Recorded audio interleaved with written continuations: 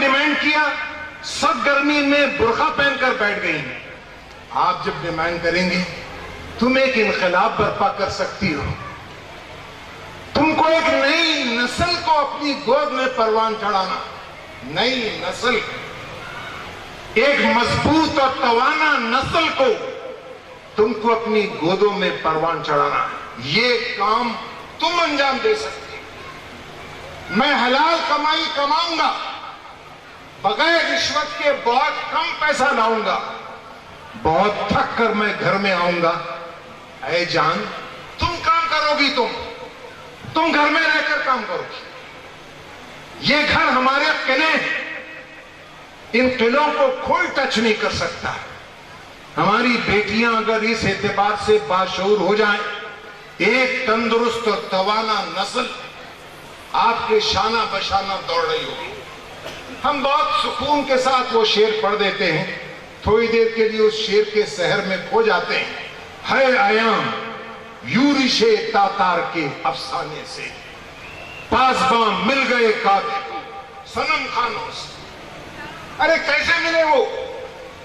یہ بہت بڑا تاریخ کا سوال ہے،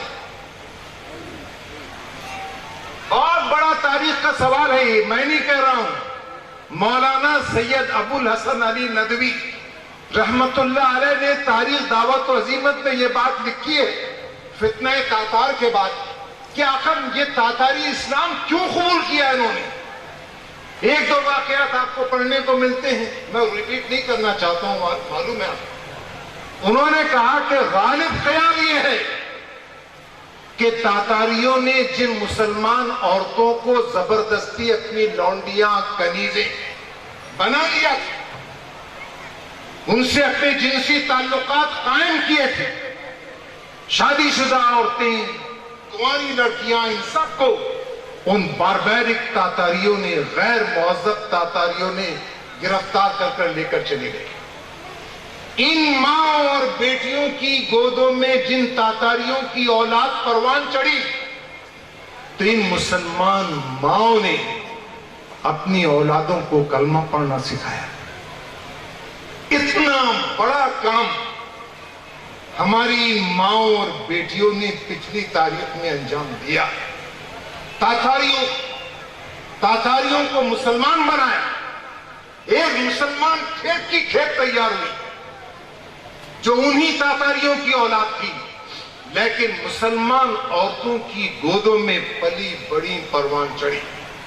وہ مسلمان عورتیں روتی جھیکتی نہیں پھرتی رہیں، انہوں نے ہر قسم کا ظلم برداشت کر لیا، لیکن ایک تندرست اور توانا نسل کو اٹھایا. میری قابل صد احترام ماؤں، بہنوں اور بیٹیوں، آج آپ کوئی تاتاریوں کی عورتیں نہیں، آج نسبتاً آپ زیادہ پرامن ماحول میں.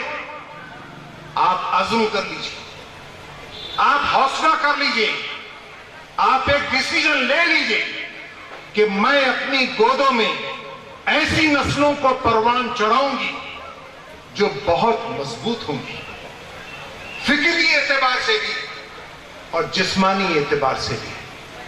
اپنے بچوں کو صحابہ کی زندگیوں کی تاریخ سنائی.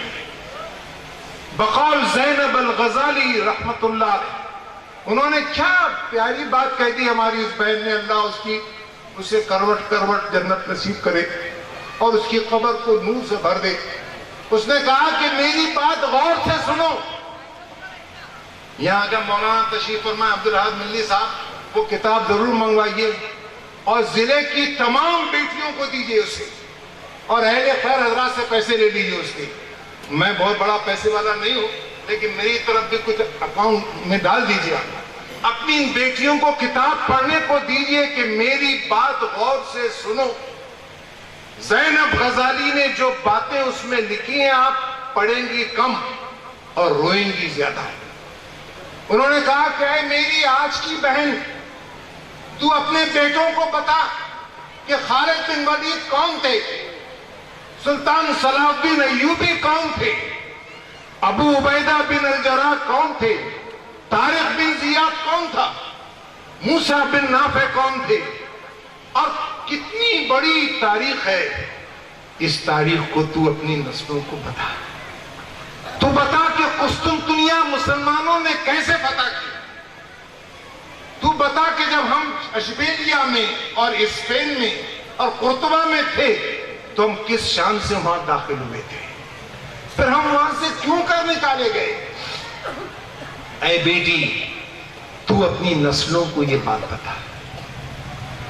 جب ہماری بیٹیاں اپنے بچوں کو بتائیں گی کہ یہ لوگ کون تھے, ہماری تاریخ کون تھی, تو ہم بے غیرتوں کے نام بھول جائیں گے. سلمان خان, عمران خان, امکا خان, دمکے خان, سب بے غیرت خان, ان کو آپ بھول جائیں گے. یہ آپ کی آئیڈیل فیگرز نہیں رہیں گے. آپ کی آئیڈیل فیگرز یہ تاریخ کی قداور شخصیتیں رہیں گے. میں آپ کو صرف طارق بن زیاد کی اتنی بات سنا کر اپنی بات کو ابھی ختم تو نہیں کروں گا. میں شاید لوگ گھڑی اڑی دیکھنا بھول گئے ہیں. میں آپ سے کہنا چاہتا ہوں کہ علامہ نے کیا بات کہی. تاریخ جو بر کنارے اندلس سفینہ سخت گفتن کارے تو بن گاہے خرت خطاس. بہت مشہور بند ہے علامہ کا. جب طارق بن زیاد اسپین کے ساحل پر اترے تو انہوں نے کشتیاں جلا دی. اور لوگوں نے کہا یہ کیا غضب کیا, کشتیاں جلا دی. تو طارق نے شمشیر کے دستے پر ہاتھ رکھا, ہلکا سا کھینچا اس کو اور مسکراتے ہوئے کہا ہر ملک اللہ کا, ہر ملک اللہ کا ہے اور ہم اللہ کے ہیں, اس لیے یہ ملک ہمارا ہو گیا.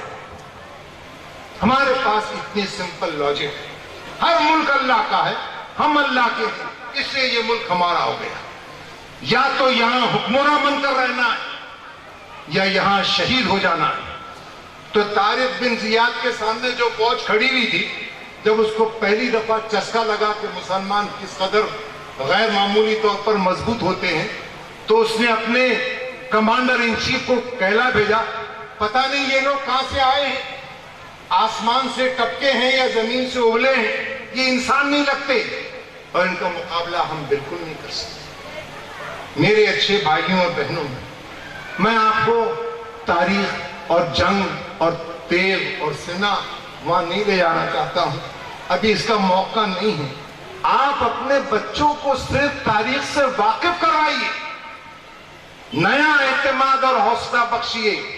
ان سے بتائیے کہ ابن الہیثم کون تھا, ابن الہیثم کون تھا. ابن الہیثم وہ شخص ہے کہ 1000 سال کے بعد بھی آج پوری دنیا اس کو سیلیبریٹ کر رہی ہے. ابو زکریا کون تھا, جابر بن حیان کون تھا, الخارزمی کون تھا, ابن القاسم کون تھا. یہ بڑے بڑے نام ہیں جنہوں نے انسانی دنیا کو مختلف علوم دیے. الجبرا, کیمسٹری, ٹریگنومیٹری, جیوگرافی, ایسٹرونومی, ان کو بتائیے. ارے تم نہیں بتاؤ گی تو کون بتائے گا انہیں, تم نہیں پڑھو گی تو کون پڑھ کر سنائے گا انہیں. تم کو یہ طے کرنا, اپنے گھروں کو آئینہ بنائیے. تمہارے گھر ایسے ہوں آئینے کی طرح چمکنے والے ہوں. میلے کپڑوں کا ڈھیر پڑا ہوا ہے, ابھی تقریر کی تیاری کر رہی ہوں, درس قرآن دینا چاہتے ہیں, مکڑی کے جالے لٹکے ہوئے, بچیاں ویسی پھر رہی ہیں, بچے ویسے ہی بغیر تیاری کے ساتھ اپنے اسکول جا رہے ہیں. ایسا نہ ہو, گھر تمہارا محاذ ہے, اپنے گھر کے محاذ پر مضبوطی کے ساتھ جم جاؤ تاکہ تم اپنے بچوں کو بتاؤ کہ تم کیسے کاموں کو کرو گے. میں اپنی بات کے بالکل تقریباً آخری حصے پر ہوں. میں ایک بہت بڑا آدمی ہے, اس کا نام ہے پروفیسر ای جے کوری, ہارورڈ یونیورسٹی کا بہت بڑا پروفیسر ہے. آپ اس کا اندازہ اس سے لگا سکتے ہیں کہ دنیا کا کسی بھی ملک کا جو کیمسٹری کا سب سے بڑا ٹاپ کا آدمی ہے وہ اس کا اسٹوڈنٹ نہ ہو, وہ اس کا طالب علم. تو پروفیسر ای جے کوری کی جب میں سوانح حیات پڑھ رہا تھا, اس نے کہا کہ میری تربیت میں میری خالہ کا بڑا رول ہے، اس لیے کہ میری ماں سے زیادہ میری خالہ سخت تھی، اور میری خالہ کی پابندیاں مجھ پر اتنی تھی بچپن میں، اسے بتایا کہ بہت ڈسپلن لائف گزاروانا چاہتی تھی، تو وہ مجھ سے کہتی تھی ہر کام کو اچھے ڈھنگ سے کرو۔ میں نے جو آپ کو سنا ہے ان اللہ کتب الاحسان علی کل شیء، ہر کام کو اچھے ڈھنگ سے کرو، چھوٹے سے چھوٹے کام، اور ہر کام کو مزے لے لے کر کرو۔ جیسے ایک بچہ اپنا ٹیوشن کلاس کا صفحہ لکھ رہا ہے، تو مطلب یہ تھا کہ صفحہ بہت سلیقے سے لکھو، حاشیہ چھوڑ کر لکھو۔ یہ جو بچہ اس طرح سے ٹریننگ پا کر پروان چڑھے گا، وہ ایک ایسے معاشرے کی یونٹ بنے گا جس پر معاشرے کو انشاءاللہ معاشرہ اس کو اپنے لیے بہت قیمتی فرد سمجھے گا۔ ایسے ہزاروں کوری نکال سکیں گے آپ، ایسے ہزاروں افراد نکل سکیں گے آپ، اور اس کا کوئی صلہ ہم نہیں دے سکیں گے آپ کو، آپ کا رب آپ کو دے گا، اللہ تعالیٰ آپ کو دے گا، اور وہاں وہ کرنسی بہت کام آئے گی آپ کی یہاں کی۔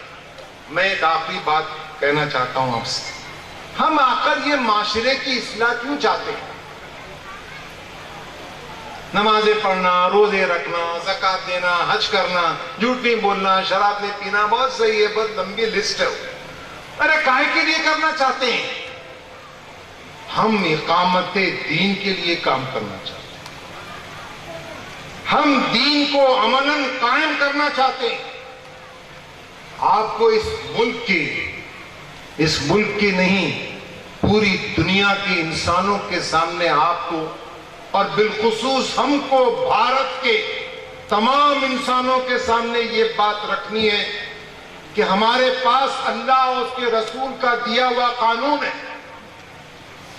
اور وہ ایک مکمل سسٹم آف لائف ہے۔ یہ تین طلاقوں کا نہیں بول رہا ہوں میں آپ سے، یہ تو بہت چھوٹا سا ایشو ہے۔